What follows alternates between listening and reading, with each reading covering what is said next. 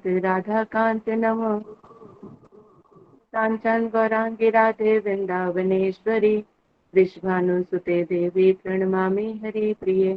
श्री कृष्ण चैतन्य प्रभु नित्यानंद श्री अद्वैत गदाधर शिवसदि गौर भक्तवृंद।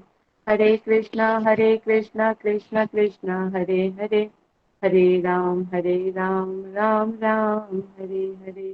हरे कृष्णा कृष्णा कृष्णा हरे हरे, हरे राम राम राम हरे हरे। मैं सबसे पहले अपने गुरुदेव परम अध्यात्म श्री नारायण गोस्वामी महाराज जी के श्री चरणों में अनंत कोटि दंडवत प्रणाम करती हूँ।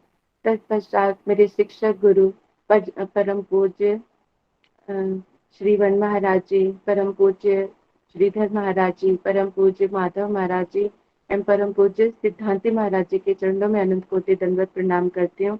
तत्पश्चात यहाँ पे कथा पिपासु सभी वैष्णव के चरणों में यथा योग्य मेरा दंडवत प्रणाम स्वीकार है।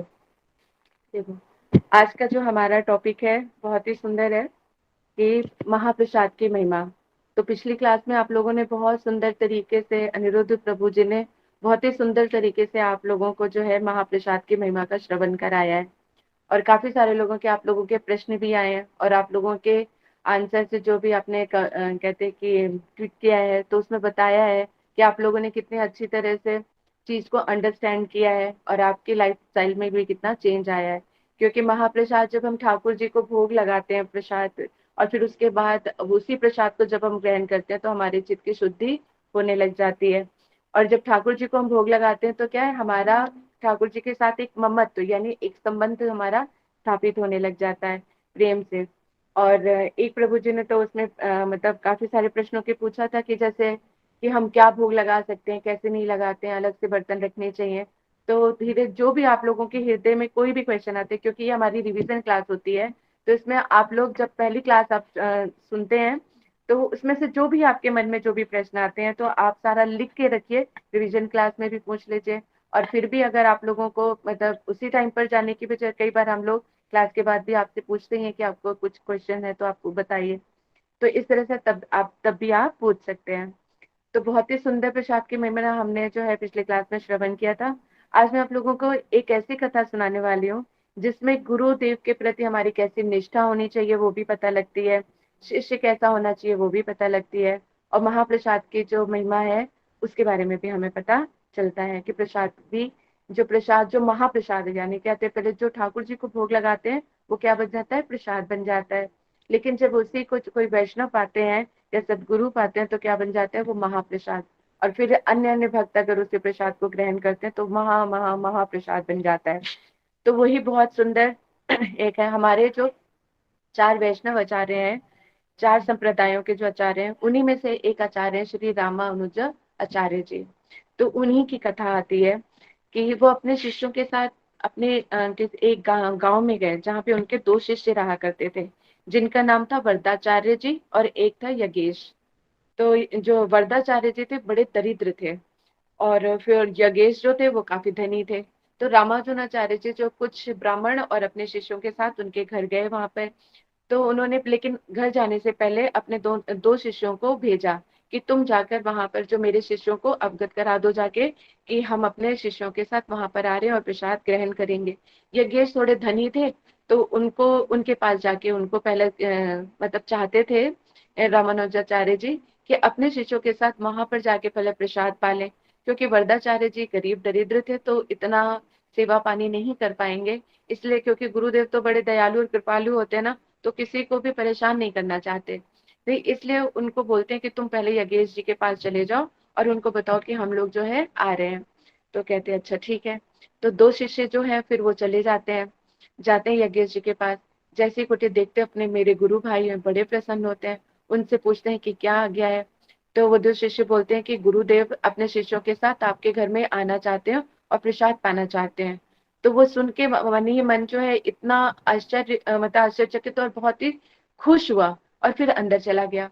अंदर जाके वो सारी तैयारियां करने, इतना मतलब गुरुदेव की प्रसन्नता में इतना निमग्न हो गया कि वो अपनी सब गुरुदेव की तैयारियों में ही लग गया कि मैं अच्छी तरह से वहां पे तैयारियां करूं, किसी तरह की कोई कमी ना रह जाए। और फटाफट उसमें इतना मग्न हो गया कि वो ये भूल गया कि बाहर जो है मेरे गुरु भाई भी बैठे मेरा इंतजार कर रहे हैं, उनको पहले मैं कोई जवाब तो दे दूं।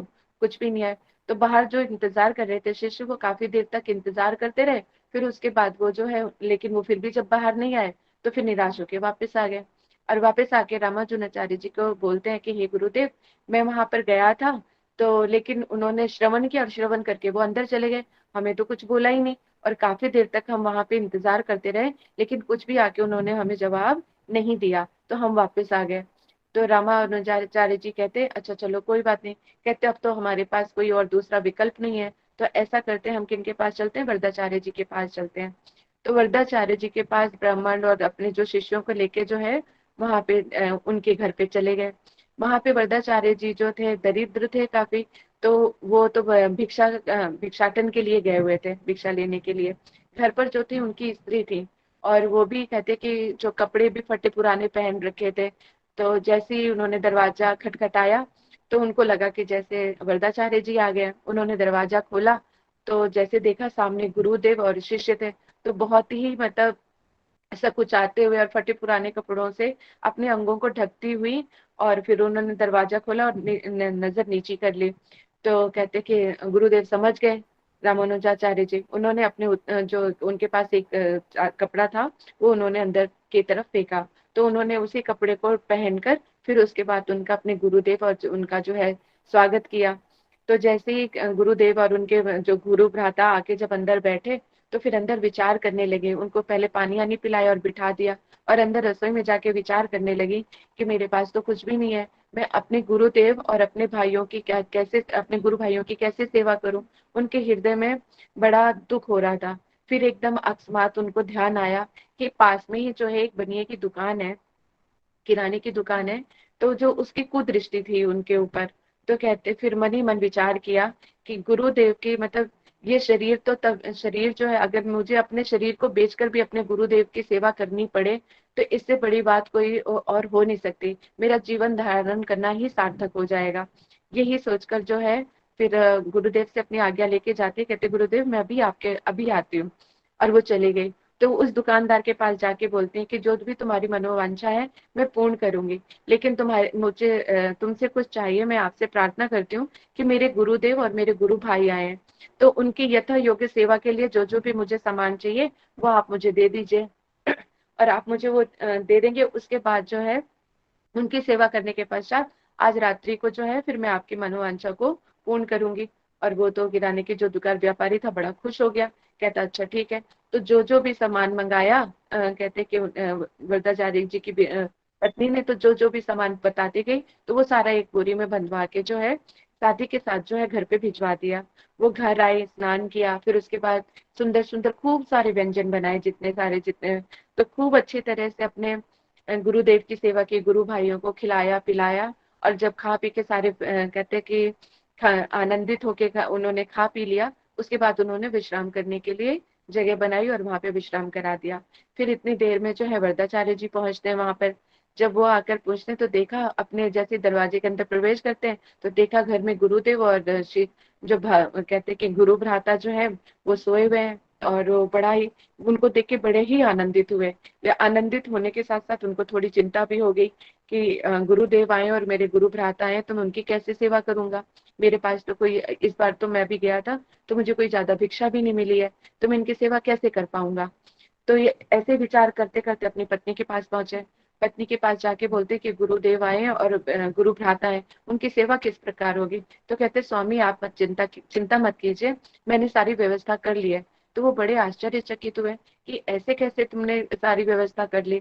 तो उन्होंने बताया, कह रहे थे अगर हम अपना सर्वस्व दे के भी गुरु और अपने गुरु भाइयों की अगर सेवा करें, तो ये हमारा जीवन सार्थक हो जाएगा स्वामी। यही सोच के जो है, कहते पास में जो व्यापारी की दुकान है, किराने की दुकान है, उसकी मेरे ऊपर कुदृष्टि थी। तो उसके पास जाकर मैंने उससे प्रार्थना की कि मुझे गुरुदेव की सेवा के लिए मुझे अन्नदान जितना जो भी सामग्री चाहिए वो मुझे दे दे, और रात में मैं उसकी मनोवांछा को पूर्ण करूंगी। तो वे कहते हैं कि जो पति था वरदाचार्य जी बड़े प्रसन्न हुए कि मैं ऐसे ऐसी पत्नी पाकर धन्य हो गया, जो अपना सर्वस्व देकर भी मेरी गुरुदेव की सेवा करना चाहती है, अपने गुरुदेव की सेवा के लिए प्रति जो है इतनी निष्ठा है। तो और भगवत इच्छा से जो है, जब वो दोनों कहते पति पत्नी अपने इस बारे में बात कर रहे थे, तो जो रामानुजाचार्य जी ने उनकी सारी बातें सुन ली। उसके बाद अपने शिष्य को बुलाते हैं और कहते हैं कि मेरी बड़ी इच्छा है कि जो पास में किराने की दुकान है, उस व्यापारी को जो है ये जो प्रसाद जो है उसको दे देना। कहते हैं अच्छा ठीक है। तो फिर जब फिर उनको फिर से संध्या वंदन, जब शाम को पूजा पाठ कराने के बाद खिलाना पिलाना जब सारा सब कुछ हो गया और उनको विश्राम दिलाया, तो उनका उचिष्ट जो है महाप्रसाद जो है लेके कहते कि उसको लेके वहां पर लेकर गए। वहां पर जब लेकर गए तो कहते कि मेरी आपसे एक प्रार्थना है कि मेरे गुरुदेव ने कहा है कि पहले आप ये प्रसाद ग्रहण कर लीजिए, तत्पश्चात जैसे जो आपकी इच्छा होगी मैं आपकी इच्छा को पूर्ण करूंगी। तो वो व्यापारी इतने खुश था, कहते हैं हाँ हाँ तुम जो दोगे मैं सब स्वीकार करूंगा। तो उन्होंने, और फिर वो अकेले ही अंदर जाती है, और जो पति भी है, पति कहता है कि मैं तुम्हें छोड़ने चलता हूँ, तो पति भी साथ में जाते हैं, लेकिन वो कुटिया के बाहर ही खड़े रहते हैं और पत्नी को भेजते हैं कि जाओ तुम अंदर चले जाओ। ऐसा कहते हैं कि ना तो ऐसा शिष्य कोई मिलता है, ना ऐसी कोई शिष्या मिलेगी जो अपने गुरुदेव की सेवा के लिए अपना सर्वस्व दान करते हैं। जब ऐसे ऐसे जब गुरु हो और ऐसे शिष्या हो, तो उनके अंदर के भावों को जानना कितना दुर्लभ है। फिर गुरुदेव भी उतना ही जितना भक्त अपने गुरुदेव की चिंता करते हैं, उतने ही गुरुदेव भी अपने भक्तों की चिंता करते हैं, अपने शिष्य का ध्यान रखते हैं। तो यहीं पर ये सारी चीजें हमें प्रमाणित हो रही हैं। तो फिर उसके बाद जब वो जाते हैं तो वो प्रसाद खाने, तो पहली ग्राही के साथ ही साथ उसका जैसे ही वो कहते हैं उचिष्ट प्रसाद जो ग्रहण करता है, तो पहली ग्राही के साथ ही उसका जो चित्त है वो परिवर्तित होने लग जाता है। जब तक वो पूरा प्रसाद खत्म करता है, प्रसाद खत्म होने के साथ ही साथ उसका चित्त जो है बड़ा निर्मल होने लग जाता है, और उसके आंखों से अश्रुपात होने लग जाते हैं। और कहते हैं देवी आप कोई साधारण नहीं है, मैं आपके चरणों में जो है प्रणाम करता हूँ। आपके गुरु, वो गुरुदेव धन्य है जो आप जैसी शिष्या हैं। तो मैं भी आपके गुरुदेव के चरणों में जाके नतमस्तक होना चाहता हूँ और उनसे मैं मिलना चाहता हूँ। तो वो बड़ी प्रसन्न हुई कि देखो यहाँ पर क्या महाप्रसाद की महिमा। यानी अगर किसी साधु का उचिष्ट, यानी प्रसाद की तो है ही महिमा, ठाकुर जी का जो अगर प्रसाद हम ग्रहण करते हैं, यानी ठाकुर जी को भोग लगाया और प्रसाद को अपने घर में जो कुछ भी बनाया हुआ है अगर हम उसमें लगा देते हैं, तो वही प्रसाद पूरे घर में खिलाते हैं, तो पूरे घर में पूरी पॉजिटिविटी आ जाती है। जो भी प्रसाद ग्रहण करता है तो उसकी सारी नेगेटिविटी मर जाती है, चित्त शुद्ध होने लग जाता है, भगवान के प्रति जो है उनकी प्रीति बढ़ने लग जाती है। तो इस तरह से जो है जो ये प्रसाद का है, और जब कहते हैं उसको कोई वैष्णव अगर पाले तो महाप्रसाद हो जाता है। तो देखो जो चित्त शुद्धि उसी वक्त ही जो है मतलब स्टार्ट हो गया उनके मन पे। तो उनका चित्त जब शुद्ध हो गया तो वो जाके उनके गए रामानुजनाचार्य जी के पास, उनके नतमस्तक हो गए और उनके चरणों में पड़ के अपने किए की उन्होंने क्षमा मांगी और उनसे कहा कि आप मुझे भी अपना शिष्य बना लीजिए और मुझे दीक्षा आदि प्रदान कीजिए। तो रामानुजाचार्य जी ने जो है उनको क्षमा करके और उनके जो है उनको दीक्षा आदि प्रदान की, तो वो भी भक्त बन गया। तो इसी तरह से महाप्रसाद की यही महिमा है कि किस तरह से कैसे भी करके हमें अगर भक्तों का उचिष्ट मिल जाता है, भगवान का प्रसाद मिल जाता है, तो हमारा चित्त शुद्ध होने लग जाता है। जितने भी कु चीजें होती है ना, जितने भी बुराइयां होती हैं, वो धीरे धीरे सारी दूर होने लग जाती हैं और चित्त शुद्ध होकर भगवान के प्रेम में निमग्न होने लग जाता है। उनके चरणों में प्रीति बढ़ने लग जाती है। जैसे प्रसाद जब हम ठाकुर जी को खिलाते हैं तो उनसे क्या निमित्त करते हैं, अब जो कुछ भी है हमारे पास, जो कुछ भी बना है, अब जैसे कई बार प्रश्न अभी आया ही था कि जैसे किसी के घर पेरेंट्स नहीं मानते हैं, आप लोगों में से कोई तो चलो घर के खुद ही राजा रानी है, तो अपनी तरफ से जो जैसा करेगा तो कहते हैं कि प्रसाद में लगा सकता है ठाकुर जी को, छप्पन भोग भी लगा सकता है या दाल चावल का भी लगा सकता है, कैसे भी लगे। लेकिन कुछ इसमें बच्चे भी होंगे जिनके जो सारे पूरे घर का अधिकार किनके पास है, अपने माता पिता के पास है, लेकिन वो इस चीज पे नहीं कर सकते होंगे, तो माता मानती है नहीं मानती है। लेकिन बच्चे जैसे अपनी सारी चीजों को मनवा लेते हैं, उसी तरह से इस चीज को भी बनाया और समझाया जा सकता है। माताओं का दिल जो बड़ा होता है बड़ा कोमल होता है, अगर उनको ठीक से बताया जाए और ठाकुर जी की प्रीतिवश का है कि मेरी इच्छा है कि माता जी मेरी इच्छा हो रही है कि मैं ठाकुर जी को भोग लगाया करूं, आप उनके लिए कुछ करके बना दो। क्योंकि आपके उनके अंदर वो गुण हो या ना हो, लेकिन हर एक इंसान जो ये चाहता है कि मेरे बच्चों में सद्गुण जरूर हो, तो अगर इस तरह की इच्छा आएगी और उनके अंदर, माता के अंदर भी थोड़ी सत्ववृत्ति होगी, तो वो जरूर आपकी इस चीज को मानेंगे और वो बड़े खुश होंगे कि आपके अंदर जो है भगवान के प्रति जो है प्रीति जाग रही है। तो हो सकता है कि वो आपके भोग लगाने की इच्छा को पूर्ण कर दे और खुद ही अपने आप से कुछ इस तरह से बना कर दे जो उनको अपने कहते हैं कि जो भगवान को आप भोग अर्पित कर सको। अगर नहीं भी कुछ हो पाता है तो कोई भी छोटी सी परौंठी, कोई अचार लेके दही के साथ मीठी रोटी बना के कैसे भी आप लोग जो है भगवान को भोग लगा सकते हैं। और दूसरा, उनके बर्तन लेकिन अलग होने चाहिए। दो अपने कैसे, एक छोटी सी प्लेट, दो छोटी प्लेट हो गई। जैसे हमारे अपने बर्तन है तो ठाकुर जी के भी बर्तन है। ठाकुर जी के बर्तनों को देख के ही आपको प्रीति जागेगी।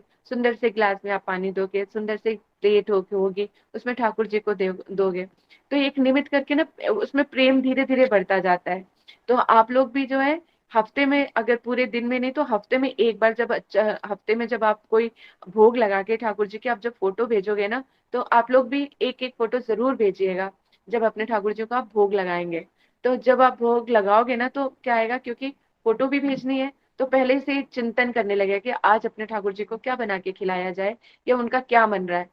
तो कभी कभी वो हमारे हृदय के मन से भी होता है कि आज क्या खाने का मन कर रहा है। अगर हम हृदय से पूछेंगे तो वो कृष्ण भी हमें बताएंगे कि आज उनके क्या खाने का मन कर रहा है। उसी हिसाब से फिर उन ठाकुर जी को बना के भोग हम उनको खिला सकते हैं। वैसे ठाकुर जी को तो कुछ भी भोग लगाया जा सकता है, जैसे पहली क्लास में बताया, चाहे चाहे पुष्प हो, तुलसी का पत्ता हो, फल हो, पानी हो, जल, कुछ भी, मतलब कुछ भी जो प्रेम सहित आप दोगे तो वो उनका भोग लगा लेंगे। लेकिन अगर आपका सामर्थ्य है और आप वैसा भोग नहीं लगा रहे हो तो थोड़ा सा ये लगेगा कि दिल से भोग नहीं लगाया जा रहा।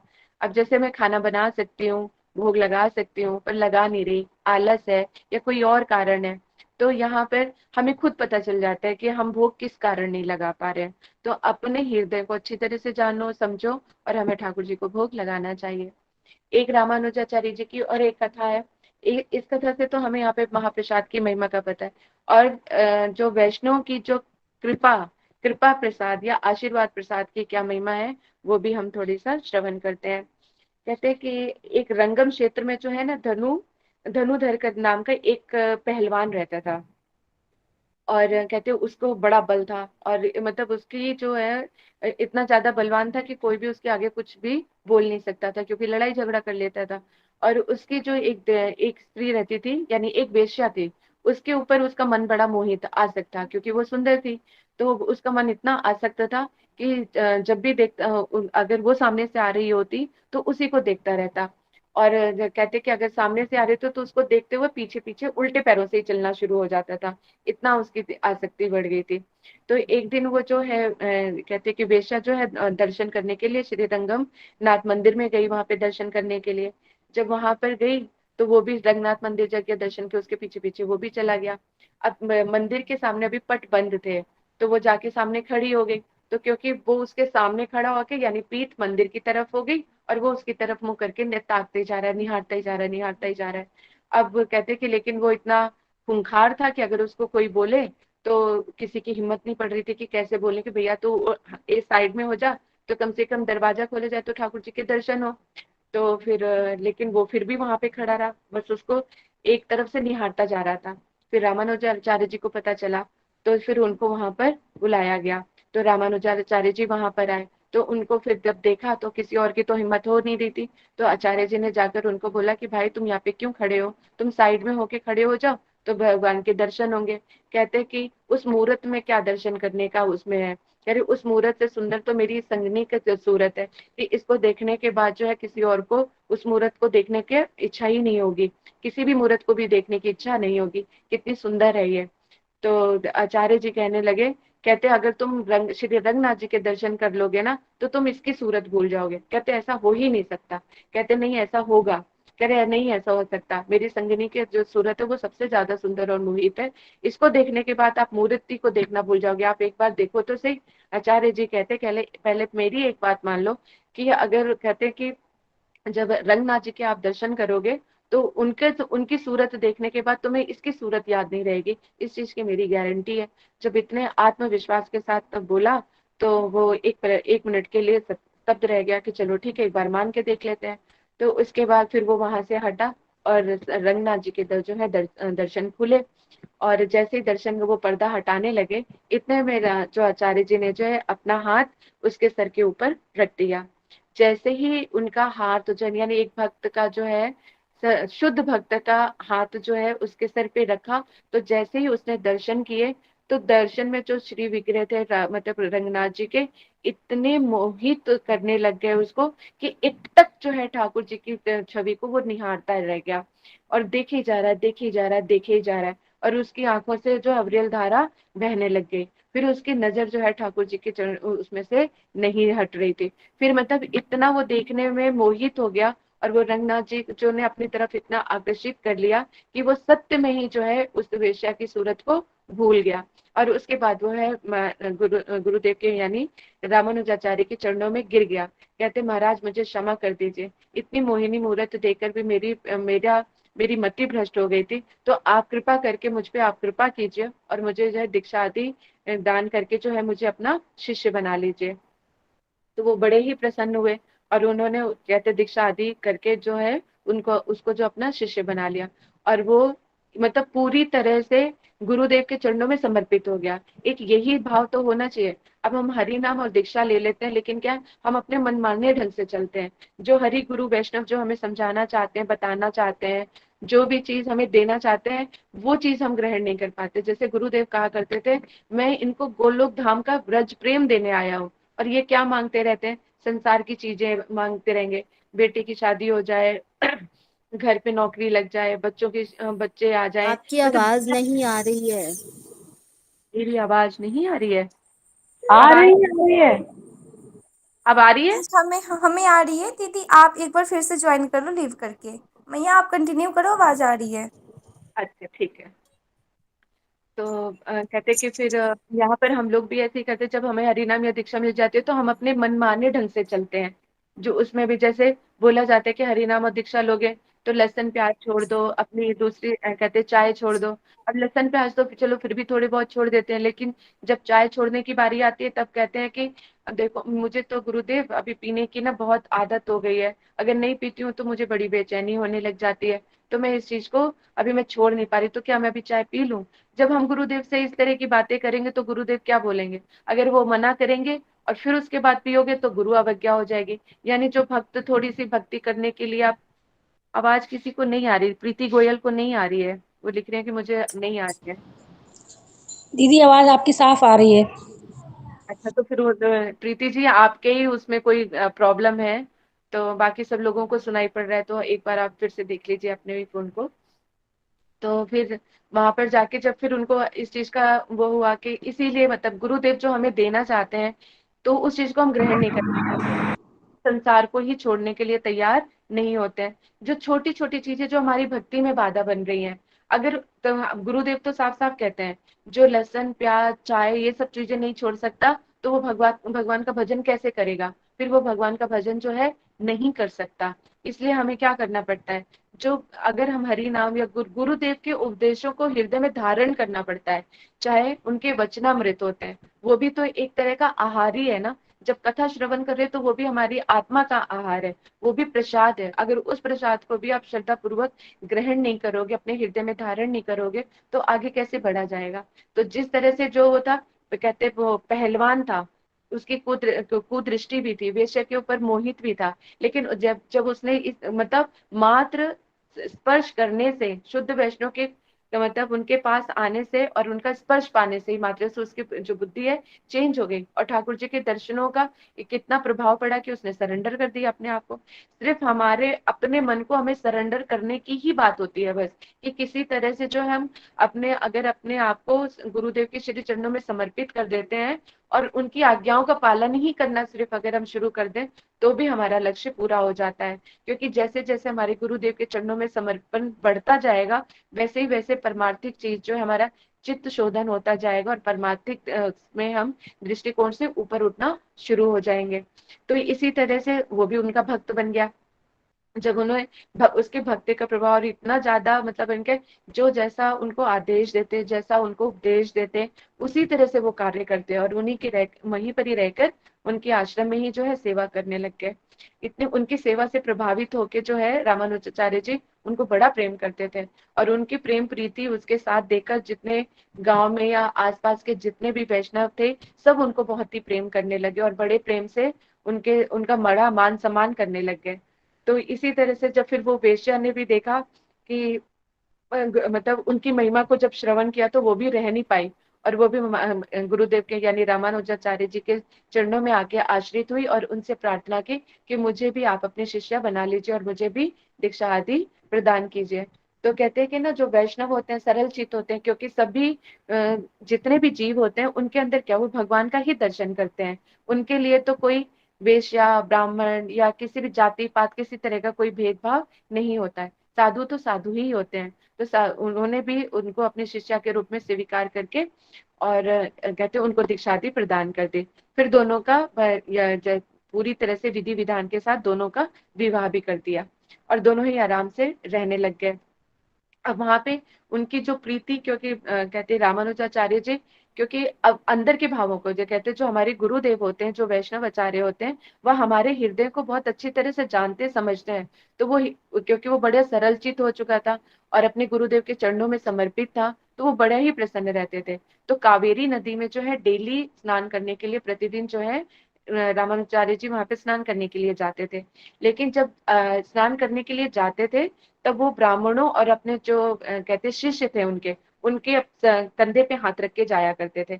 लेकिन जब कावेरी नदी में स्नान करके जब ऊपर चढ़ते थे तो वो हमेशा जो है धनुधर के दास के जो कंधों पे ही हाथ रख के चढ़ा करते थे और उन्हीं के साथ आश्रम में वापस आते थे। लेकिन जब इस तरह की प्रीति विधान जब देखते थे ना तो अन्य शिष्यगण जो है बड़ी उनको जलन होती थी, बड़ी ईर्ष्या होने लगी। तो उनको कहते कि अब रामानुचार्य जी समझ गए, क्योंकि अपने जो प्रिय भक्त होते हैं उनके प्रति जो है ईर्ष्या बर्दाश्त नहीं कर पाते, चाहे वो वैष्णव हो या फिर भगवान हो। अपने भक्तों के प्रति जो किए गए अपराधों को वो सहन नहीं करते, क्योंकि वो भक्त तो कहते हैं ना भक्त अहम अहम भक्त पराधीना, यानी वो जो भक्तों के अधीन होते हैं, पराधीन होते हैं। तो जो त्रिलोकीनाथ जिन्होंने पूरी माया को, पूरी त्रिलोक को जो अपने वश में कर रखा, वो किसके वशीभूत होते हैं? अपने भक्तों के। और भक्तों के प्रति अगर कोई अन्याय करे या उनको कष्ट दे तो भगवान या वैष्णव से ये बात सहन नहीं होते। तो अपने इतने प्रिय जो प्रिय शिष्य थे उनके प्रति उनको भी ये चीज बर्दाश्त नहीं हुई। तो उन्होंने कहा अच्छा ठीक है, इनको तो मुझे समझाना चाहिए। तो उन्होंने कहा कि आज मैं धनुर्दास को जो है देर रात तक जो है कथा श्रवण कराऊंगा। तुम जाकर जो है इसके घर पे चले जाना और जितना भी धन्य धान्य है सब कुछ उठा लाना, जितने भी कहते कि सोना चांदी जो कुछ भी हो सब कुछ उठा लाना। कहते अच्छा ठीक है। तो फिर उसके बाद वो धनुदास को बोलते हैं कि आज मैं तुम्हें बहुत सुंदर एक कथा सुनाता हूँ और कुछ सिद्धांत बताना चाहता हूँ। तो वो बड़े ही स्वच्छ मन से बैठ गए, कहते जी गुरुदेव जैसे ही आपकी आज्ञा। और वो बैठ के कथा श्रवण करने लग गए। और जो बाकी जो सन्यासी शिष्य थे वो उनके घर पे चले गए। अब उनको सुनाते सुनाते काफी देर हो गई थी, तो जो पत्नी थी इंतजार करते करते सो गई। अब सोते सोते अब जब घर पे देखा कि तो वो तो कहते हैं कि जो धनुर्दास था वो तो कथा श्रवण कर रहे थे, पत्नी सो रही थी। तो उन्होंने क्या घर पे जाके आराम से पूरा दरवाजा खोला और जितने भी कीमती सारे सामान थे सारा सब कुछ भर लिया। पूरे घर में से जो कुछ भी उनको दिखाई दिया एक पोटली बना ली। अब सोती हुई पे देखा तो गले के हार पहना हुआ था, चूड़ियां पहनी हुई थी, बाजूबंद पहने हुए थे सोने के। तो सोचा, तो वो करवट पे लेके चले, तो जो करवट पे हाथ ऊपर था और बड़े आराम से गले वाले का सारा सब कुछ उतार लिया और हाथ का भी उतार लिया। जब वो हाथ का उतार रहे थे तो वो तो जाग चुकी थी। फिर उन्होंने सोचा कि मेरे गुरु भाई यदि ऐसा कार्य कर रहे हैं तो कोई ना कोई कारण ही होगा। तो कहते कि मुझे सोते ही रहना चाहिए ताकि वो सारा सामान अच्छी तरह से ले जाए। फिर मन में विचार आया कि एक हाथ तो मेरा बिल्कुल मैंने करवट ली हुई है तो मेरा नीचे ही है, अब दूसरे हाथ के कंगन कैसे उठाएं। तो उन्होंने सोचा मैं दूसरी करवट ले लेती हूँ तो वो हाथ ऊपर आ जाएगा तो ये फिर ये भी उतार लेंगे। तो जैसे ही वो करवट लेने के लिए अपना वो हाथ ऊपर किया, करवट बदली, तो वो घबरा गए कि ये कहीं जाग ना जाए। और जो भी सामान इकट्ठा किया था उसको लेके उठा के चले गए। और वहां पे जाके देखा कि धनुर्दास को तो अभी भी जो गुरुदेव है वो उनको प्रवचन ही दे रहे थे, उनको कथा सुना रहे थे। और इशारे से उन्होंने इशारा किया और कहा कि हम लोग सारा सामान ले आए हैं। तो गुरुदेव फिर कहते, फिर धनुर्दास को बोला कि अब तुम घर जाओ, बहुत देर हो गई है, अब घर जाके विश्राम करो, मैं भी विश्राम करना चाहता हूँ। कहते अच्छा ठीक है। और फिर उसके बाद वो धनुदास अपने घर के लिए निकल गए। तो पीछे से जब उन्होंने बोला कि अब तुम लोग जो है ना, अब कहते अपने शिष्यों को बोला कि अब तुम जाके देखो वहां पर ये दोनों पति पत्नी क्या बात करते हैं, और जो भी बात करते हैं तुम मुझे वापस आके बताना। जो भी मैं आपको कथा बता रही हूँ ये सत्य है, इसलिए इसमें कहीं पर भी कोई कथा या बनाई हुई बातें नहीं है। इसलिए हर एक चीज से हमें यहाँ पे शिक्षा ग्रहण करने के लिए मिलती है। तो उन्होंने फिर भेजा तो वो चले गए वहां पर। अब जाकर देखा कि वहां पे देखा कि पत्नी जागी हुई इंतजार कर रहे, कह रहे अभी तो तुम सोई नहीं। कहते नहीं मैं सो गई थी, लेकिन हमारे ना गुरु भाई आए थे यहाँ पे, पता नहीं उनको किस कारण से क्या इतने जो है सोने की आवश्यकता पड़ी होगी, तो जितना भी हमारे पास सोना था कीमती चीजें थी वो सब ले गए। और मैं सो रही थी तो मैंने सोचा कि जो भी मेरे हाथ का भी वो जेवर है वो भी उतार लें। तो ये सोच के मैंने करवट लेने लगी तो वो मतलब डर गए और डर के भाग गए। कहते तुमने प्रिय ये बड़ा गलत किया, तुम करवट बदलने के बजाय सिर्फ तुम हाथ ही ऊपर कर देती तो वो तुम्हारा सारा जेवर ले जाते। जब उन्होंने ऐसी सारी बातें सुनी और ये सुन के जो है अपने आचार्य को जाके बताया। जब वो आचार्य को जाके बताया तो बोलते कि जिनके ऊपर तुम इतना बोलते हो, तो देखो उन इतना सारा चोरी हो जाने के बावजूद भी तो उन्होंने उनका जरा सा भी उनके मन में संशय नहीं आया। उनको ये भी नहीं लगा कि हमारे गुरु भाई चोरी करने आए थे, क्या है उनके मन के विचार सुने। और वहां पे क्या कहते कि वो भी क्या बोल रहे थे धनुदास दास जी कि ठीक है अच्छा ये अब सारा जो है कीमती सामान चला गया है तो अच्छा ही है, क्योंकि ज्यादा किसी के पास अगर सोना चांदी हो या धन हो तो उसके बिगड़ने के चांसेस ज्यादा रहते हैं। कहते बुद्धि भ्रष्ट होने के चांसेस। गुरुदेव ने बड़ी कृपा की कि जिस चीज से हमारी मति ना बिगड़े वो स्वतः ही उन्होंने वो सारी चीजें ले ली। तो गुरुदेव ने हम पर कितनी कृपा की है। अब हम आराम से रह के भजन करेंगे। उनके ये विचार सुन के बड़ा ही ताज्जुब हुआ और उनको बड़ा ही कहते कि वहां पर आके जब उन्होंने बताया, कहते देखो मेरे शिष्य को तुम इस तरह से सोच रहे थे और उनको अपने धन का भी लुट जाने का भी कोई गम नहीं, तुम लोगों के ऊपर कोई उन्होंने वो जानते थे कि तुम लोग गुरु भाई हो यहाँ पे लेकर आए हो, लेकिन उन्होंने तुम पर चोरी का इल्जाम भी नहीं लगाया। और इसको भी इसमें भी वो कृपा ही देख रहे हैं कि गुरुदेव ने हम पर कृपा की है। तो उस टाइम तो वो बड़े थोड़े से लज्जित हुए और चुप होके चले गए। अब अगले दिन क्या किया उन्होंने रामानुजाचार्य जितने भी सन्यासी शिष्य थे और उनके तो जो उनके कौपीन और जो वस्त्र थे तो सब इधर उधर पलट दिए। किसी का किसी के पास कर दिया, किसी का किसी के पास कर दिया। तो इस तरह से कर दिया। अब जब सूखे हुए कपड़ों के पास जब अपने सन्यासी गण अन्य जो ब्रह्मचारी थे और सन्यासी और ब्राह्मण थे वो गए तो उन्होंने देखा तूने मेरा कौपीन ले लिया, तूने मेरी ये कपड़ा ले लिया, तूने मेरा उत्तरी लिया। आपस में वो झगड़ने लग गए। तो वहां पर जब वो झगड़ रहे थे जोर जोर से आवाज आई तो अपने कहते कि सब सारे के सारे शिष्य वहां पर जाके पहुंचे। तो बोलते हैं कि देखो गुरुदेव मेरा सामान इसने ले लिया, ये ले लिया, वो ले लिया। इस तरीके जब बातें कर रहे थे तो वो मुस्कुराने लग गए। तो कहते रामानुजाचार्य जी कहते देखो अब अपने आप को ही तुम लोग देखो। कहते इसमें क्या देखने की चीज है, क्या शिक्षा। कहते मैंने ही तुम्हें ये सारी चीजें दी हैं और मैंने थोड़ा सा उलट पुलट कर दिया। यानी तुम्हारे गुरु भाइयों ने अगर तुम्हारे अंग का कोई कपड़ा ही ले लिया तो तुम किस तरह से आपस में लड़ रहे हो। तो तुम खुद ही निर्धारित करो कि तुम लोग श्रेष्ठ हो कि वो श्रेष्ठ है। तो सभी जितने भी सन्यासी शिष्य थे उनको बड़ा ही अपने ऊपर शर्मिंदगी महसूस हुई और उनको बड़ा ही दुख हुआ। और फिर उसके बाद उनकी जो कहते कि श्रेष्ठता देख के फिर सारे जो शिष्य हैं नतमस्तक हुए धनुदास के। और फिर उनको अपने किए की क्षमा मांगी और फिर उसके बाद उन्होंने देश शिक्षा नहीं की। तो इन शिक्षाओं से हमें क्या मिल रहा है कि गुरुदेव की किस तरह से प्राण देकर भी सेवा करनी चाहिए। अभी तो हमें हरि गुरु वैष्णव है जो हमसे क्या मांगते हैं, अभी तो हमसे वो कुछ मांगते ही नहीं है। सिर्फ इतना ही कह रहे हैं कि तुम हरि नाम ले लो, हरि नाम करके ही कि हमारा चित्त शोधन होगा और भगवत प्राप्ति। यानी जो सत्संग हमें प्रदान कर रहे हैं, यानी आप लोग कितने सौभाग्यशाली हैं कि आप लोगों को इस ग्रुप से जोड़ा गया है जो आपको जो हमारे वैष्णव गण है आपको शुद्ध प्रेम की तरफ ले जाने का प्रयास कर रहे हैं।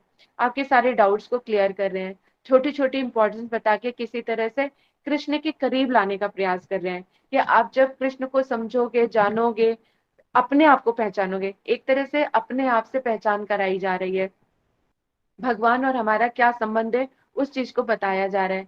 इस ममत्व को कैसे बढ़ाया, क्योंकि भगवान और हमारा तो नित्य संबंध है लेकिन हम इस संबंध को भूल गए हैं। उस संबंध को जागृत करने के लिए याद दिलाने के लिए ही ये सत्संग कहते हैं कि सत्संग रूपी जो गंगा बहाई जा रही है जिसमें आप लोग को जबरदस्ती डुबकी लगवाई जा रही है। और सबसे बड़ी बात है कि हम लोग भी बड़े भाग्यशाली कि आप जैसे हम लोगों को कहते सुनने और सुनाने वाले कहते कि आप लोग मिले हैं। क्योंकि आप हम डुबकी लगवाना चाहते हो और आप लोग लगाना चाहते हो।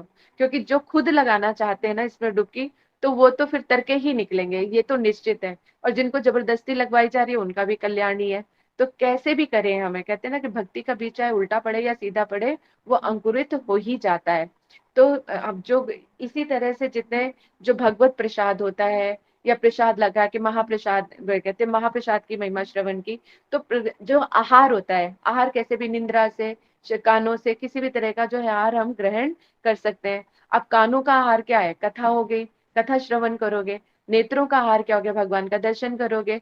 तो इसी तरह से आहार और प्रसाद और महाप्रसाद इस तरह से हम ग्रहण करते रहेंगे तो ठाकुर ठाकुर जी के चरणों में जो है हम जल्दी से जल्दी हमारी उनके चरणों में प्रीति प्रीति विधान होगी। तो हम जब भी ठाकुर जी से कुछ भी भोग लगाते हैं या उनसे जो भी हम प्रार्थना करते हैं, तो संसार की चीजों को हमें मांगना नहीं चाहिए, क्योंकि वो हमारे कर्मों के अनुसार जब समय आएगा तब वो चीज हमें मिल ही जाएगी। फिर भी है कि अपना एक भगवान से जब हमारा संबंध बन जाता है तो अपने सुख दुख भी हम उन्हीं से शेयर करें, क्योंकि कृष्ण ही एक है जो हमें परमार्थ यानी संसार की भी सारी चीजें दे सकते हैं और परमार्थ की भी दे सकते हैं, अपना प्रेम भी दे सकते हैं। तो जब प्रेम वो अपना प्रदान कर सकते हैं तो और इस प्रेम में क्या है, कहते हैं ना कि एक वैधि भक्ति हो गई, रागनुगा भक्ति हो गई। तो आपको जो ये सत्संग मिल रहा है ना वो रागनुगा भक्ति का है। तो आप आगे जब और श्रवण करोगे, जानोगे, तब आपको पता चलेगा कि ये जो रागनुगा भक्ति है वो आपको कहाँ पे कैसे लेके जा रहे हैं। वैधि भक्ति तो जैसे ना सीढ़ियां हैं, एक स्टेप, दो स्टेप, तीन स्टेप, सीढ़ियों से आप ऊपर जा रहे हो। लेकिन रागुनागा भक्ति क्या है? आपको लिफ्ट की तरह लेके जाती है। तो हम आपको लिफ्ट में बिठाने से पहले आपको थोड़े खतरे की डोज आपको दी जा रही है कि आप लोग अच्छी तरह से समझ ले कि आप, ताकि आप लोगों की निष्ठा, आपके जन एक उत्कंठा जागृत हो जाए कि हमें कुछ करना है, मनुष्य जन्म मिला है तो भजन करना है। भजन राहुल जी आपका माइक खुल गया है। तो इस तरह से जो है, ये कहते हैं कि इस तरह से प्रसाद की महिमा, कहते हैं साधु संत के कथा प्रसाद की महिमा बहुत ही अद्भुत है। तो अब हमारा टाइम भी होने वाला है, तो आप लोगों के जो भी प्रश्न है एक एक करके अब आप लोग प्रश्न उत्तर पूछ सकते हैं। हरे कृष्णा। किसी जी, का कोई हरे कृष्णा प्रश्न? दीदी। हरे कृष्णा दीदी। हाँ जी। हाँ जी दीदी, मेरा प्रश्न था, जैसे हम भोग बनाते हैं तो सुबह हम लोगों की हैबिट है, जैसे हमने पहली रोटी गाय के गाय क्या माता की आपका बनाई। समझ में? हेलो। तो पहली रोटी हम लोग जैसे गाय माता की बनाते हैं, उसके बाद जो प्रसाद बनता है वो सबसे पहली वाली रोटी, उसके बाद हम भगवान जी को लगाते हैं। तो वो सभी हम आपस में बांट लेते हैं, सभी थोड़ा प्रसाद के रूप में खाते हैं, और उसके बाद जिसको जितनी जो रोटी लेनी है। तो क्या ये सही तरीका है कि या सारा का सारा जो भी बनाया वो सारा भोग लगाना होता है भगवान जी को?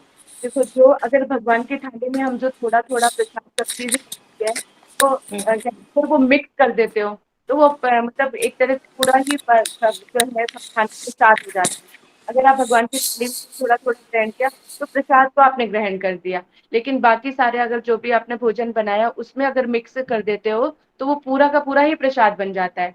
तो आपका बाई चांस, चलो अभी तो आप लोगों ने खाया, प्रसाद की थाली में से ले लिया, लेकिन अन्य कोई, अगर आपके कोई दोस्त आ जाए या मेहमान आ जाए, कोई भी आ गया, जिसको भी खिलाओगे पिलाओगे तो वो सारा का सारा सब कुछ सब प्रसादी हो जाता है। तो आप आपके घर में तो वो प्रसाद खाते ही खाते, अगर यदि कोई और भी जाता है, जिस जिसके पास वो प्रसाद पहुंचता जाएगा तो उन सबको वो प्रसाद का लाभ जो है मिलता जाता है। तो मोस्टली तो यही करना चाहिए कि थाली में भोग लगा के जो है अपने घर का जो हमने प्रसाद बनाया होता है उसी में मिक्स कर लेना चाहिए, और फिर उसके बाद हमें ग्रहण करना चाहिए। ठीक है। जी दीदी। दीदी, जैसे हम बिना तुलसी पत्र के प्रसाद भोग नहीं लगता, तो हम्म। तुलसी पत्र क्या पूरा रखना चाहिए, कि अगर सिर्फ हम थोड़ा सा तोड़ के उसको टच ही करवाना होता है तो थोड़ा सा तोड़ के रख दें? क्योंकि ये भी है ना कि तुलसी पत्र को चबा के नहीं खाना, या कुछ ऐसा भी है कि खाते नहीं है या चबाना नहीं है उसको। उसके जो है ठाकुर जी के भोग में तो जरूर अर्पित करना चाहिए। तो और जब हम उसको प्रसाद में रूप में खाते हैं तो कहते हैं उसको च्युम नहीं करना चाहिए, क्योंकि हम एक भक्ति देवी का लिखते हैं, लेकिन वो भी प्रसाद रूप में ग्रहण करना होता है। तो एक तुलसी पत्ता उसको हम निगल भी सकते हैं, मतलब एक बिल्कुल, क्योंकि एक पत्ता ही होता है तो इतना ज्यादा हमें उसको खाने सॉलो करने में इतनी प्रॉब्लम नहीं होती है। और बाई चांस अगर कहीं दांत के नीचे आ भी जाए तो इतना अपराध बोध नहीं लगता, क्योंकि वो प्रसाद के रूप में ही हम ग्रहण करते हैं उसको। अगर अपने स्वाद के लिए खाते हैं वो करते हैं तो उस चीज के लिए मना किया जाता है कि तुलसी पत्ते इस तरह से हमें चबाना या खाना नहीं चाहिए। तो मतलब हमें तुलसी पत्र पूरा का पूरा रखना चाहिए, थोड़ा सा तोड़ के नहीं रखना। हाँ, पूरा पत्ता डालना चाहिए, ठीक पूरा डाल। जी मैम जी। ठीक है, और किसी का कोई प्रश्न? हरे कृष्णा। हरे कृष्णा दीदी। हाँ जी दीदी। हरे दीदी, मैं ये बोल रही थी, जैसे हमें प्रसाद में, हम प्रसाद जब ठाकुर जी को ऑफर करते हैं या कुछ भी ऑफर करते हैं, जब भी कुछ खाते हैं ऑफर करते हैं, तो हम सिर्फ गोपाल मंत्र ही कर रहे हैं, गोपाल मंत्र करके ठाकुर जी को ऑफर कर देते हैं, ये ठीक है या महाप्रसाद गोविंद ये पूरा बोलना पड़ता है?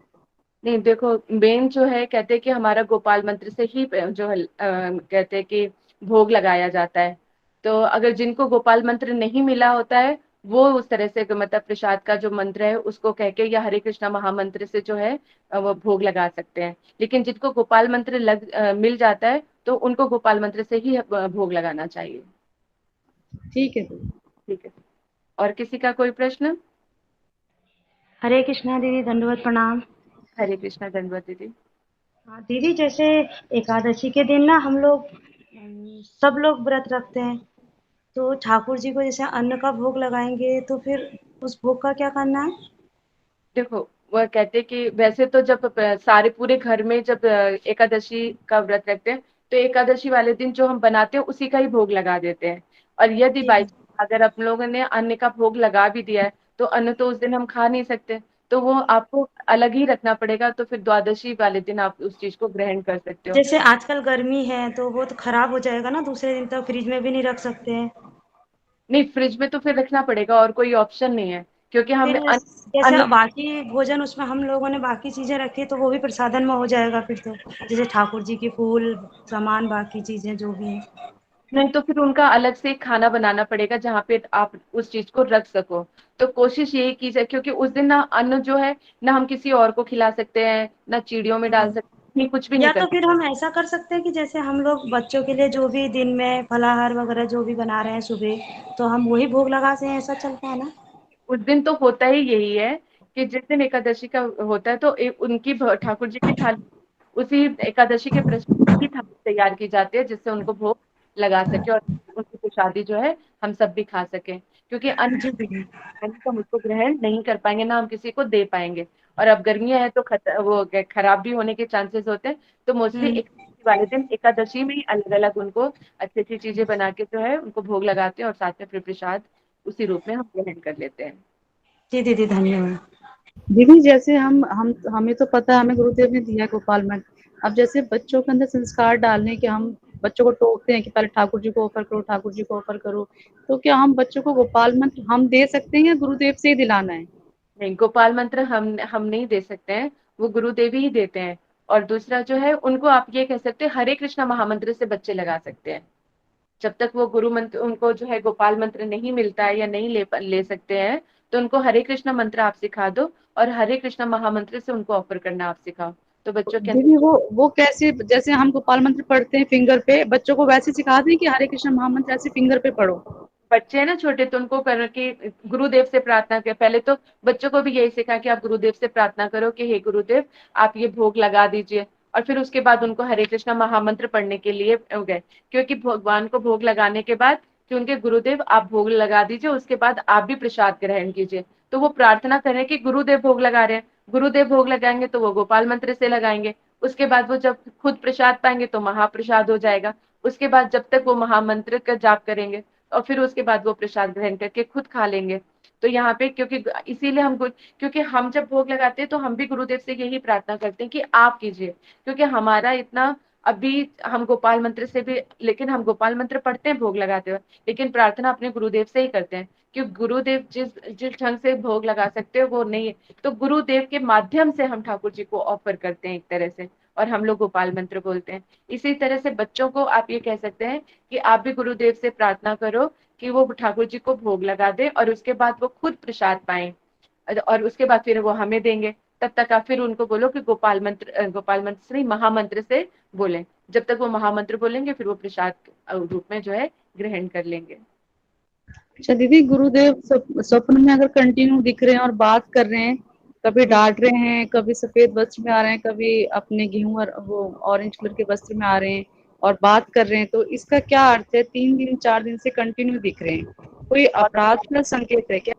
नहीं, देखो, गुरुदेव का सपने में आना ही तो एक प्रीति विधान का है कि अगर आपका चिंतन है गुरुदेव का, तो गुरुदेव का भी आपके प्रति चिंतन है। ये तो गुरुदेव के मतलब आशीर्वाद और उनके प्रेम का एक वो है कि मतलब गुरुदेव अपने कहते हैं कि शिष्यों के उसमें आना बहुत ही एक शुभ संकेत होता है। तो ये एक प्रीति विधान भी है कि आप चिंतन कर रहे हो तो आपके चिंतन में वो गुरुदेव आ रहे हैं, तो आप उन और आपसे बातचीत भी कर रहे हैं। इसका मतलब आप जहां पर भी अटकोगे तो गुरुदेव के प्रति आप पूर्ण विश्वास रखो कि हर टाइम पे वो गुरुदेव आपके साथ हैं। आप जहां पर भी जैसे भी कभी भी आप जरूरत पड़ेगी तो गुरुदेव आपको हमेशा साथ ही नजर आएंगे और आपको दिशा निर्देश भी देंगे। जहां पर जो आपको करना होगा, जैसे करना होगा, वो आपको उस चीज के लिए बताएंगे। तो ये तो बड़ी गुरुदेव की बड़ी कृपा है कि गुरुदेव स्वप्न में आते हैं। तो मतलब एक प्रीति विधान और दृढ़ विश्वास बढ़ता जाता है कि गुरुदेव के प्रति और आपकी निष्ठा बढ़नी चाहिए। उनसे जितना जितना हो सके यथासंभव आपको उनकी सेवा करनी चाहिए। तो ये अच्छा संकेत है आपके लिए।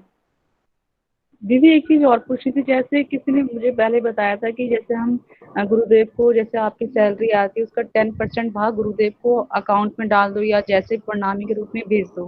तो हमारे हम्म। गौड़िया मठ में मतलब हमें कितनी सेवा हर महीने निकालनी चाहिए गुरुदेव के लिए? देखो, ये तो आप लोगों की श्रद्धा और आपके सामर्थ्य के अनुसार उस पर है कि आपका सामर्थ्य कितना है। क्योंकि आपकी कितना आता है और कितनी लाइबिलिटीज है, कितनी आपकी रिस्पॉन्सिबिलिटी है, वो तो जितना आप अपना सुख पूर्वक आप दे सकते हो, गुरुदेव के चरणों में समर्पित कर सकते हो ठाकुर जी की सेवा में, आप उतना कीजिए। क्योंकि आपको भी अपने आगे की जिंदगी जीनी है, सारा सब कुछ करना है। तो आपको खुद ही पता चल जाएगा कि कितना मुझे देना चाहिए। क्योंकि अगर हम उस परसेंटेज से चलेंगे क्या, तो फिर वहां पे उतना हम कर पाए नहीं कर पाए, वो भी चीजें होती हैं। तो आपको अपने घर का सब कुछ आपको पता है। उस चीज के बारे में मैं कुछ नहीं बता पाऊंगी क्योंकि मुझे आपके घर के बारे में कुछ भी नहीं पता। तो आप ही उस चीज को आपको ही डिसाइड करना है कि आप कितना ठाकुर जी के चरणों में आप देना चाहते हो, चढ़ाना चाहते हो। क्योंकि आपको अपने बच्चों के भविष्य के लिए भी रखना है और ठाकुर जी की सेवा भी करनी है और नित्य सेवा करनी है। ऐसा भी नहीं कि एक ही बार देके सब कुछ हो जाएगा। अब अगर यदि भगवान ने चाहा और गुरुदेव की सेवा रही, तो आप अभी अभी थोड़ी थोड़ी सेवा कर रहे हो, क्या पता आगे चल के सब बच्चे अपने सेटल हो जाए, आपके पास पूरा का पूरा सब कुछ समर्पित कर देने के लिए गुरुदेव का। तो हमारे हृदय में खुद ही भावना चाहिए कि गुरुदेव, मेरा जो कुछ भी है सब आपके श्री चरणों में ही समर्पित है। अगर हम समर्पित रहेंगे तो हमारे पास जो कुछ भी है वो भी गुरुदेव का ही है। तो जब तक हमारे उन सब चीजों से हम यूज कर रहे हैं तब तक वो यूज हो रहा है, इस्तेमाल हो रहा है। और जब हमारा उस सब चीजों से संबंध खत्म होने लगेगा तो सारा का सारा गुरुदेव के श्री चरणों में ही समर्पित हो जाएगा। तो अभी महीने के महीने यथासंभव जितना हो सके आप अपने मतलब मठ में या अपने गुरुदेव के चरणों में आप दे सकते हो। और बाकी अपने मन से कि मेरा तन मन धन जो कुछ भी है गुरुदेव सब आप ही का है। तो जब भी आवश्यकता पड़ेगी तो आप उस टाइम पे सोच सकोगे कि मेरा जो कुछ भी, जैसे भजन करते करते एक टाइम ऐसा होता है कि जब आता है कि नहीं वृंदावन में ही रहना है, बच्चे भी सेटल हो गए, अपनी अपनी लाइफ जी रहे हैं, अब मेरा जो कुछ भी है तो सारा का सारा वो अपने गुरुदेव के ही चरणों में समर्पित कर देते हैं। तो जो कुछ भी आपको मिल रहा है तो अपने भजन के अनुसार अपने अपने जो जीवन को निर्वाह करने के लिए जितनी आवश्यकता हो उतना ग्रहण करके बाकी आप ठाकुर जी के चरणों में, जो उनकी सेवा में आप दीदी दे। अभी चंदन यात्रा में हम सोच रहे थे कुछ कैसे सेवा दी जाए चंदन यात्रा में वृंदावन में, क्या कैसे दें हम, मतलब मनी ट्रांसफर करें या किसी गुरु बहन के आगे चंदन भेज दें? हम कुछ सेवा देना चाहते हैं, किस किस रूप से सेवा करें हम? देखो, चंदन तो वहां पर कहते कि अगर आप वृंदावन जाते हो या इस तरह आप जिस तरह की भी सेवा कर सकते हो।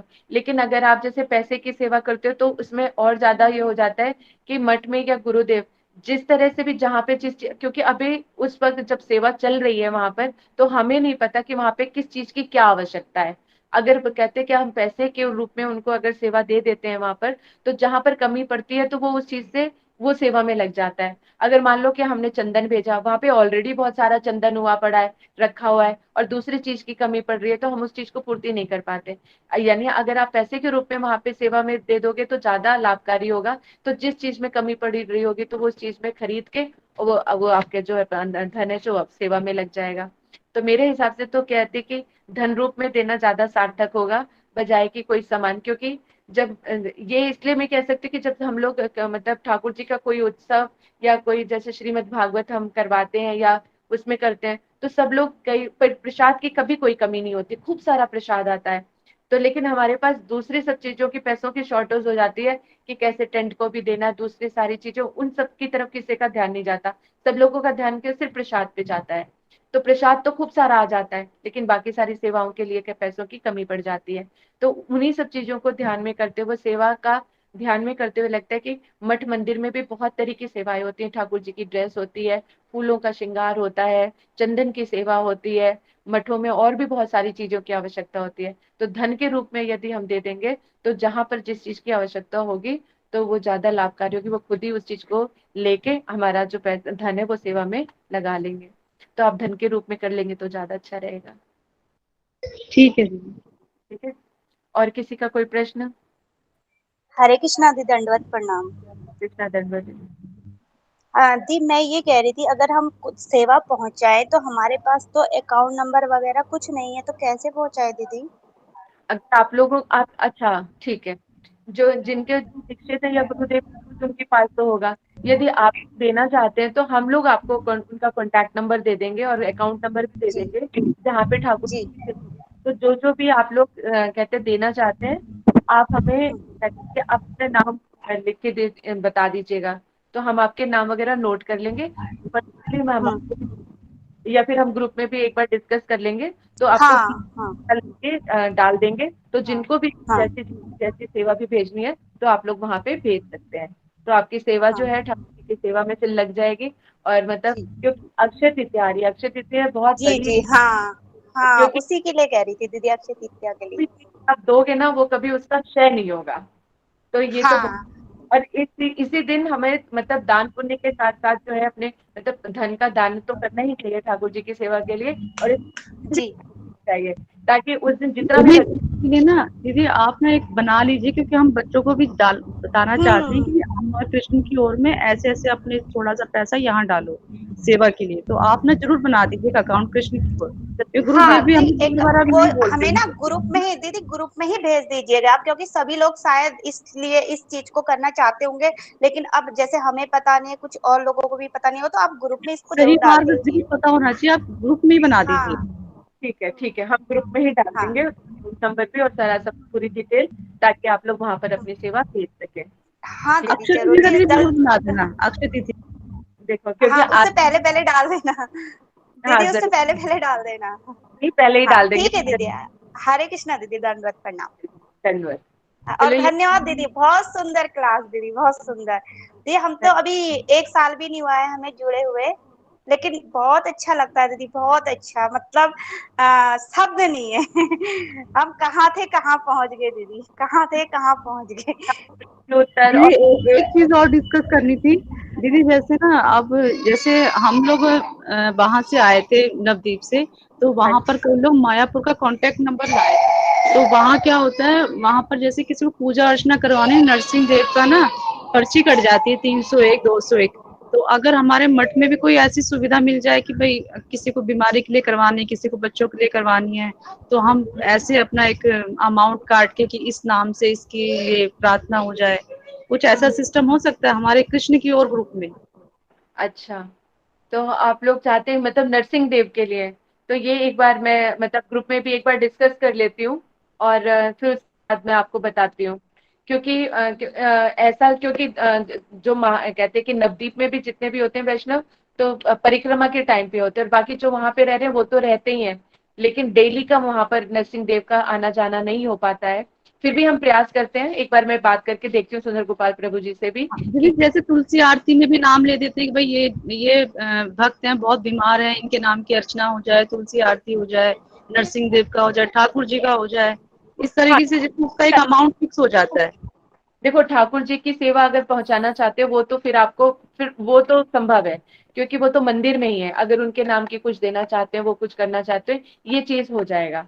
तो हम इसके लिए भी फिर एक बार मैं डिस्कस करती हूँ, और फिर डिस्कस करने के बाद फिर मैं आपको इन सब चीजों के बारे में बताऊंगी कि अगर अपनी तरफ से कोई पूजा पाठ करानी है, कहाँ पे कैसे करना है, तो आप किस तरह से करा सकते हो, कैसे ठाकुर जी की सेवा करा सकते हो, कैसे कर सकते हो, वो मैं आपको सब बता दूंगी। ठीक है। और सबसे बड़ी बात तो जो है, इन सब चीजों से भी सबसे ज्यादा जो कहते हैं कि जो महामंत्र है ना, अब तो आगे का टॉपिक भी हमारा बड़ा इंटरेस्टिंग है, तो उसमें भी, उसमें ही आपको बहुत कुछ मिल जाएगा। आपको इधर उधर कहीं पर भटकने की आवश्यकता नहीं पड़ेगी। आपके हाथ में खुद औषधि है। खुद ही एक इतनी इतनी बड़ी चीज है आपके हाथ में कि आप उससे क्या चीज नहीं करना, क्या चाहो कि और क्या नहीं कर सकते हो। आप उस चीज से सब कुछ कर सकते हो। बस उसके ऊपर पूरा दृढ़ विश्वास करने की बात होती है। तो अभी हम उस चीज को लेके चलेंगे आगे, डिस्कस करेंगे। और जो भी आपने मुझसे जितना भी जो भी आपने बात की है वो भी मैं आप डिस्कस करूंगी आगे। फिर उसके बाद में आपको जितना हो सकेगा, संभव हो सकेगा, सारी चीजों की डिटेल वगैरह जो है मैं दे दूंगी। ठीक है। और जी किसी दीदी। का हरे कृष्णा दीदी, दंडवत प्रणाम। अपने अगर फिर भी कोई प्रश्न रह जाते हैं तो आप ना वॉइस रिकॉर्डिंग पे भेजना है, क्योंकि अगर आप लिख के भेजते हो तो कई बार लिखा हुआ समझ नहीं आता या कोई प्रॉब्लम हो जाती है। अगर क्लास के बाद भी आपको कोई प्रश्न होता है या किसी भी तरह की कोई कुछ भी पूछना होता है तो वॉइस रिकॉर्डिंग करके आप भेज दीजिएगा। ठीक है। चलिए। हरे कृष्णा दीदी, दंडवत प्रणाम। हरे कृष्ण। हरे कृष्णा दीदी, हरे दंडवत कृष्णा मैया, प्रणाम। दंडवत प्रणाम। मैया आज दीदी की तो क्लास सिर्फ बहुत अच्छा था, मैं- थैंक यू इतना अच्छा क्लास दीदी देने के लिए हरे और इतना कृष्णा अच्छे दीदी, से समझाने दंडवत के लिए। प्रणाम। सबका हरे बहुत बहुत कृष्णा दीदी, दंडवत प्रणाम। हरे कृष्ण दीदी। धन्यवाद। हरे कृष्ण। हरे कृष्ण दीदी, हरे प्लीज कृष्ण। मैंने पूछना था, मैं वो सुन नहीं पाई वो पोर्शन। जैसे ये बताया आपने कि जैसे ठाकुर, हम जैसे भोग लगाते हैं ठाकुर जी को, तो हम तो सीधे ठाकुर जी के आगे ही रखते हैं। तो क्या वो गुरुदेव जी के आगे रखना चाहिए, या मतलब ये मुझे मतलब मैं सुन नहीं पाई थी। ठाकुर जी के सामने ही रखोगे और गुरुदेव को आप स्मरण करोगे। ठीक है जी। थैंक गुरुदेव यू, को थैंक यू। रखना ठाकुर जी के ही सामने है। ठीक है, ठीक है, धन्यवाद दीदी, दंडवत प्रणाम। और बहुत अच्छी क्लास गई। पिछली वाली क्लास भी बहुत अच्छी थी और आज की भी बहुत बढ़िया रही, फर्स्ट क्लास है। आप लोगों का संग रहेगा तो कुछ ना कुछ तो ग्रहण करेंगे हम लोग, थोड़ा सा मिल ही जाता है। और सब बहुत आप अच्छा लगता है दीदी, इसमें सुनते हैं तो कुछ ना हम कुछ तो याद रह जाता है ना, जो सुन रहे हैं, श्रवण कर रहे हैं, कोई ना कोई चीज रह जाती है मन में। और वो बहुत अच्छा लगता है दीदी। धन्यवाद दीदी, बहुत बहुत दंडवत प्रणाम। राधे धन्यवाद। राधे। राधे राधे राधे आप सभी को।